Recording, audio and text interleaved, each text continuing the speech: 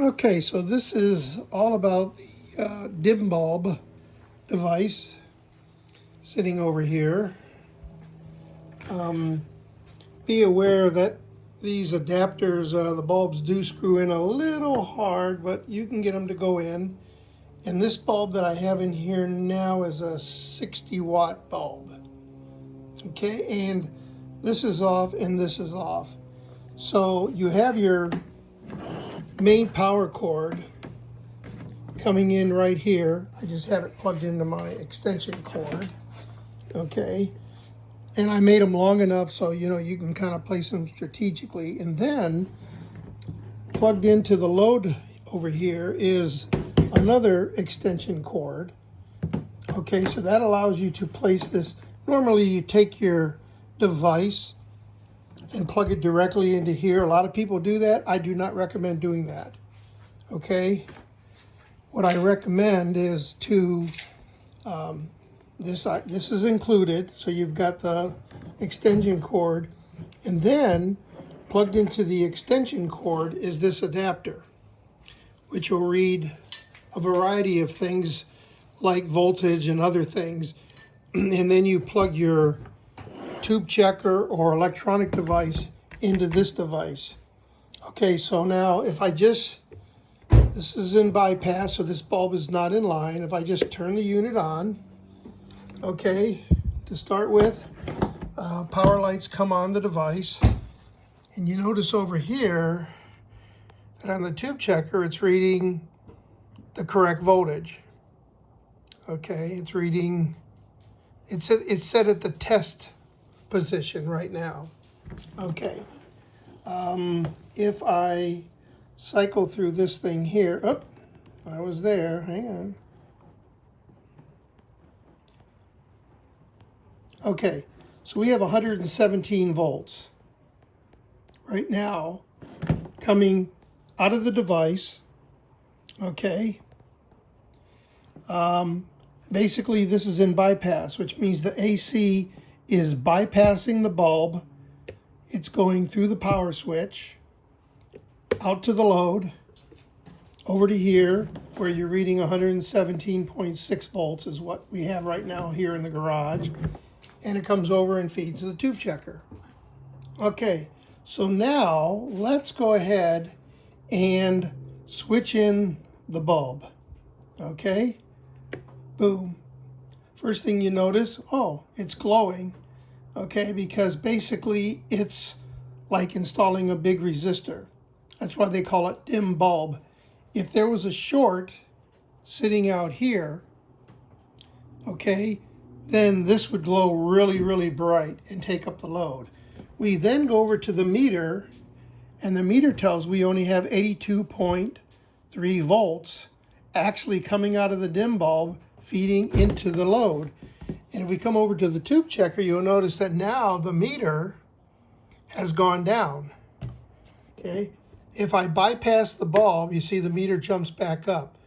Okay, but if I put the dim bulb in there, it basically takes up the load. So right now, everything is working okay. And the way you would increase the voltage through this device into the checker is to change this bulb to a different wattage. So you can go down in wattage, okay?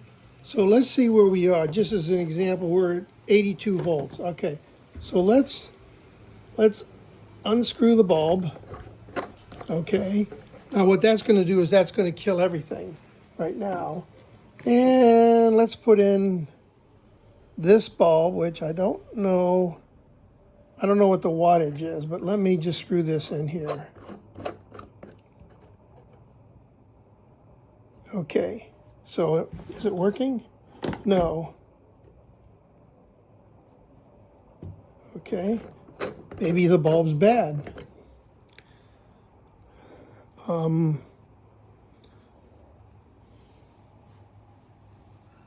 Oh yeah, bad bulb. Okay, so much for that. I got another bulb here. Let's see, it's 75 watt. So let's just screw in the 75 watt bulb there. Okay, notice the bulb's glowing. So you can use a, a clear one's better. Now with a 75 watt bulb in there, ooh, look, oh, that's wattage. Hang on, I got to cycle because every time this thing shuts off. Okay, now we have 90 volts. Okay, remember before we had 82. So as you go down in wattage of the bulb or go up in wattage of the bulb, it will change the load and the voltage feeding to the device.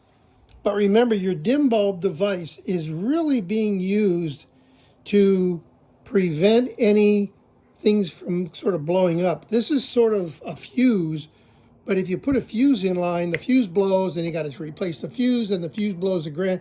No, with this, you're in good shape, and no matter what you have, as soon as you hit bypass, this goes back up and this goes back up to 117 volts. So you have your bypass switch, which basically bypasses the bulb. You have your on-off main power. This is your load. So you're going to need to get this device, and you're going to need to get some bulbs.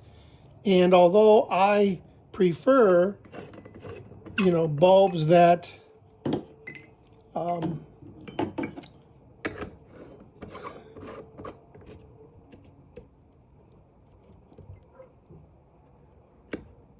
there we go. Okay. I guess I like these because they glow nice. So what do we have now? We have 65 volts. See, the voltage has even gone down even more because this is a higher wattage bulb. So as you change the bulbs up and down, like I say, you can start with like a 40 amp or a 40 watt bulb, maybe then go to a 60. I personally have like a 40, 60, 75, 100, and even a 300. Okay, now keep in mind that you can use this on any piece of electrical equipment. Okay, I'll kill the power here. See, as soon as I killed the load, you notice it went to 117 volts and the bulb is out. And it's out right now because there's no load. It's the load or the current flowing through the system that gets this bulb activated and makes it warm up, or light up, I should say. Let's see, what else can I say? Okay, so this has been completely built with ground. So all the grounding on all these sockets, here, everything is completely grounded. It's electrically safe. Okay, this is rated at like 15 amps of total draw, which is, quite a bit. But if you get a stereo or power amplifier and you have to put tubes in it, so you get the amp, tubes are good, you put it all in there. Normally what you're going to do is you're going to plug it into the wall and turn it on, right? Well, if you use this for that device, when you turn it on, okay, the bulb should come on and be dim, and you can read the voltage, okay? And if everything is working normally, traditionally with the bulb in there, okay, your system, even though it's only got 80 volts, will indicate that there's nothing dangerous or shorted inside the device, okay? So if you get a vintage piece of test equipment like this, okay, and it's got a ton of tubes inside. I mean, we're dealing with here a lot of tubes. As you can see, this thing's full of tubes, right? Well, I'm not going to just plug this thing into the wall and turn it on. I mean, I could be blowing circuit breakers and doing all kinds of, crazy stuff. But I would use the dim bulb, and of course, this is yours. Mine's over there. Mine's like the next level, because where this only has one bulb, mine has two bulbs.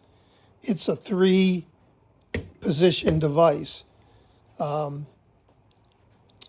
some of the parts, when you go to 3, is a little hard to find. This is just more common. Anyway, that's sort of the video on how it works. So you're going to get this. You're going to get two of these adapters, so you can put bulbs in. You can just pull this out, and keep in mind that this is polarized. Okay, this side is bigger than this side, so this bigger side wants to go into the larger slot. If you try to go the other way, it doesn't want to go in very well. So we'll have this in the mail, and off to you is probably tomorrow. I don't know. It's only 3 o'clock. I might get it off today. Who knows? We'll see. But that's kind of a basic demonstration of how the dim bulb tester works. Okay, so I'm going to flip the switch to the off position. And then when you flip this over here to the bypass position, this is off and this is off. So you got a little on-off indicator on here. So on means the bulb is in the circuit. Oh, wait a minute. When it's on, you're bypassing it. When you're off, the switch is off, you're going through the bulb. Okay, hope you enjoyed this video as I rambled on. Bye.